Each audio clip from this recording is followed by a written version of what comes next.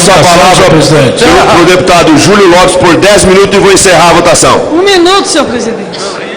Senhoras e senhores deputados, venho a essa tribuna, nesse momento difícil da vida nacional, para contrapor um pouco as posições que aqui têm sido colocadas, Marum, no sentido de atropelar o governo que ora se instala no país. Instala-se um governo há uma semana numa das mais difíceis quadras da história do país. O senhor presidente, ainda temporário, o senhor Temer, assumiu corajosamente as funções que constitucionalmente lhe cabiam para constituir um governo que, ainda provisório, se estabeleceu com a difícil tarefa de reestruturar a economia nacional e de restabelecer a esperança, de restabelecer uma trajetória de recuperação desse trágico e difícil momento que passamos. Fez na economia o serviço de trazer a ela um grande homem no cenário internacional e nacional, o Murilo Meirelles, que está fazendo ali uma reorganização, uma reestruturação, e amanhã teremos as primeiras providências e notícias daquele que será o primeiro anúncio de medidas econômicas, tanto no sentido de economizar, quanto no sentido de devolver a atividade econômica ao país, a reimpulsionar a economia nacional.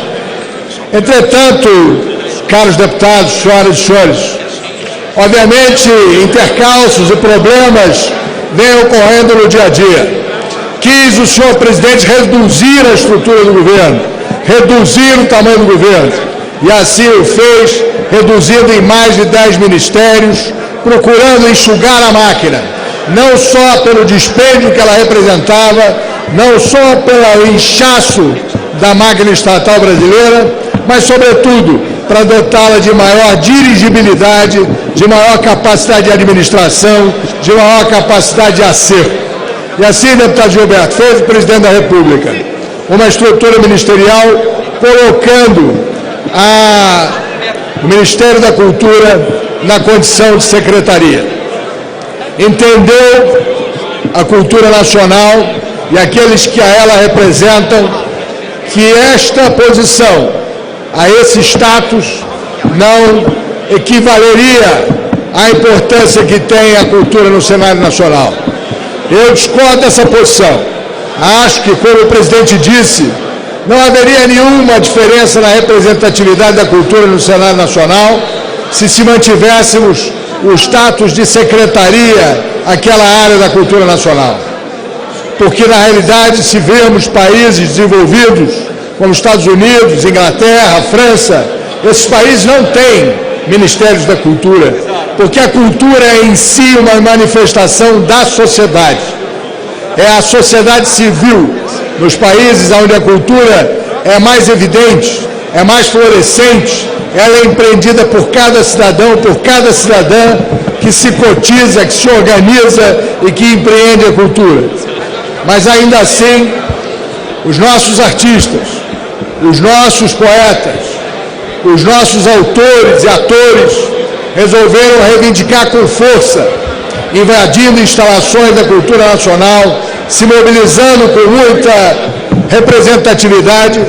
E faz então o senhor presidente da República um gesto de humildade, no sentido de, ainda que contrariando a sua ideia, de que a secretaria teria igual equivalência na representatividade dessa ação tão importante do país, ele retoma a condição de Ministério à Cultura, fazendo um gesto de humildade, fazendo um gesto de ouvir a sociedade e assim se reorganizar para, junto com a sociedade, reconstruir esse momento tão difícil da cena nacional. Ocorre, senhoras e senhores, que isso não deve ser visto nem encarado como um retrocesso ou desdizer aquilo que se intencionou fazer, que é uma grande economia, uma reestruturação. A sociedade entendeu melhor e o presidente o fez no sentido de, humildemente, reconhecer e dar um ponto final a esse problema. Porque, na realidade, o grande desafio, o grande problema, deputado Moroni, que temos que enfrentar e vencer é o crescimento da economia nacional, é o enfrentamento do desemprego, é a recuperação da economia nacional. E, para isso, não podemos perder tempo no país pensando se existem homens ou mulheres no governo, se são do gênero feminino ou do gênero masculino, se são negros, brancos ou amarelos ou índios, aqueles que compõem o governo. O que impõe é a qualidade do governo e a qualidade de suas ações, e não o gênero daqueles que vão tocar essas ações, ou sua cor, ou sua raça. E assim aqui eu estou fazendo esse discurso no sentido de pedir que se entenda o momento de instalação de um governo na cena mais conturbada do nosso país. E é claro que temos que reconhecer que faz aqui a oposição, situação há menos de uma semana, que ainda está se acomodando na situação, a eles incômoda de oposição, para aqui arguir e comentar como se equivalentes fossem os telefonemas agora vindos, os telefonemas agora descobertos ou as gravações agora feitas. Estamos todos sabendo que seremos ainda surpreendidos no cenário nacional com muitas outras gravações que abalarão o país. Certamente muitos outros políticos dentro do Congresso Nacional, entre nós mesmos e no Executivo Nacional, talvez venham a tombar.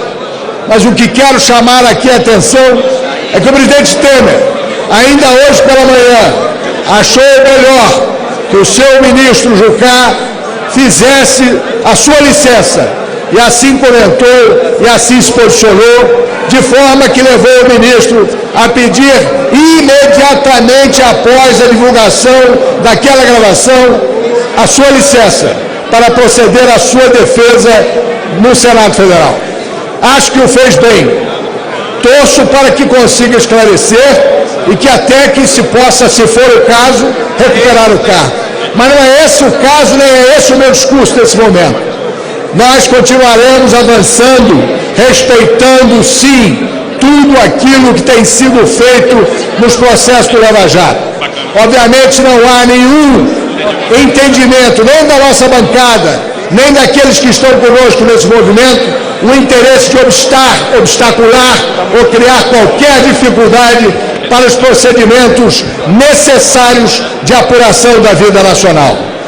Tomem quantos sejam necessários, que saiam dessas fileiras quantos aqueles tiverem que tombar e cair.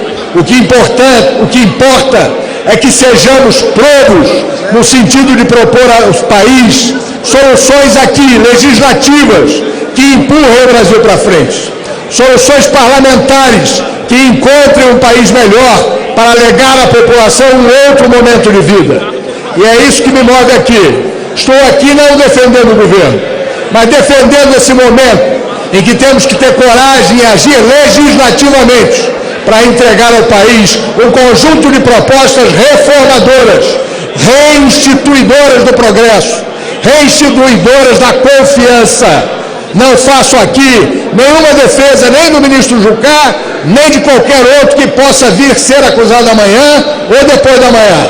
Faço aqui uma defesa de que nós, unanimemente, nos vocacionemos e nos dirijamos para restabelecer a confiança no Parlamento, no Congresso e na vida nacional. Muito obrigado, senhor presidente.